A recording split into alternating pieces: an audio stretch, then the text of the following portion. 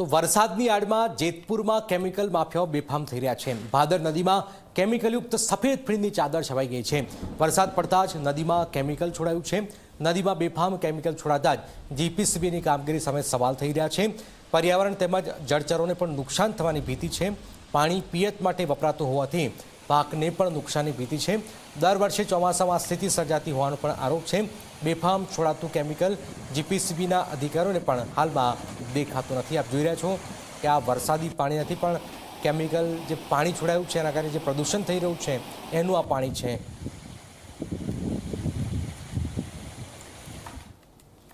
જેતપુર પંથકમાં થોડો વરસાદ વરસતા જ પ્રદૂષણ માફિયાઓ સક્રિય થયા છે। આપણે દ્રશ્યો છે તે ભાદર નદીના બતાવવાનો પ્રયાસ છે તે કરીશું તો જોઈ શકાય છે કે અત્યારે ભાદર નદીમાં વરસાદી પાણીની સાથોસાથ કેમિકલ યુક્ત પાણી પણ છોડવામાં આવ્યું હોવાનો આક્ષેપ ખેડૂતો તેમજ અહીંના સ્થાનિકો છે તે ક્યાં કરી રહ્યા છે। મહત્વની વાત એ છે કે દર વર્ષે ચોમાસામાં ભાદર નદીની આ જ પ્રકારની સ્થિતિનું નિર્માણ છે તે થતું હોય છે। આ જે ભાદર નદી છે તે ધોરાજી ભાદર 2 ડેમમાં છે તે પડે છે ને ભાદર 2 ડેમમાંથી ખેડૂતોને પિયત માટે તેમજ લોકો છે તે ક્યાંક પીવાના પાણીનો પણ ઉપયોગ કરતા હોય છે। મહત્વની વાત છે કે આ જે ભાદર નદી છે તે ખેરાડી તેમજ લુણાગરી ગામ પાસેથી પસાર થઈ રહી છે અને અત્યારે ભાદર નદીની અંદર ફીણના ગોટે ગોટા છે તે જોવા મળી રહ્યા છે અને સાથોસાથ જાણે કાશ્મીર જેવો નજારો હોય તે પ્રકારની બરફની ચાદર હોય તે પ્રકારના ફીણની ચાદર અત્યારે ભાદર નદીમાં જોવા મળી રહી છે।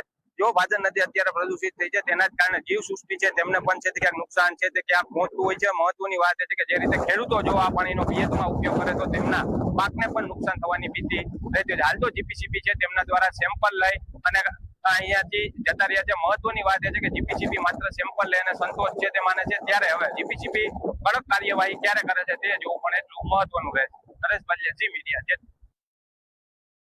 અમારે લોકોને આ પાણીથી ખેતી પણ હાવ પ્રદૂષિત બની ગઈ છે અને માલ પણ પીતા નથી। હાથ ધોઈ તો હાથમાં સાંધા પડે છે।